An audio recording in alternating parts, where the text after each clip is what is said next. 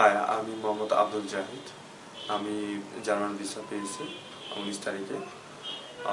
আমি এখন ফ্লাই করতেছি 1 তারিখে এবং আমার ক্লাস স্টার্ট ডেট হচ্ছে 17 তারিখে। তো এই সাফল্যের পেছনে আমার যে মুখ্য ভূমিকাটা পালন করছে একমাত্র আল্লাহর উপর বিশ্বাস আর নিজের উপর বিশ্বাস। আর একটা সময় আমার নিজের উপর বিশ্বাস ছিল না, যে বিশ্বাসটা সৃষ্টি করার জন্য একমাত্র সহযোগী বলা হয়। আমি যদি বলি এখন বর্তমানে আমি সিএমইপিকেই বলবো, যে ফার্মটা একটা স্টুডেন্টদেরকে গড়ে তোলার জন্য অনেকভাবে হেল্প করে।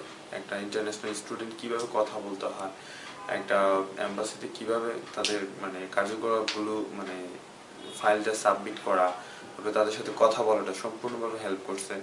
স্পেশালি থ্যাঙ্কস বলতে যাচ্ছি যে আমাদের মাননীয় স্যার শ্রদ্ধেয় খন্দকার কামরুল হাসান রনি, এবং আরও স্পেশালি ধন্যবাদ দেব আমাকে যে ম্যাডাম সর্বোত্তক হেল্প করছে, রেহানা আপু, যে কিনা আমার পুরো পেপারগুলোতে হেল্প করা। প্লাস একটা সময় আমি অনেক ফ্রাস্ট্রেশনে ভুগতাম, যে ফ্রাস্ট্রেশনগুলো থেকে আমি উঠে আসার জন্য তারাই মুখ্য ভূমিকা পালন করছে।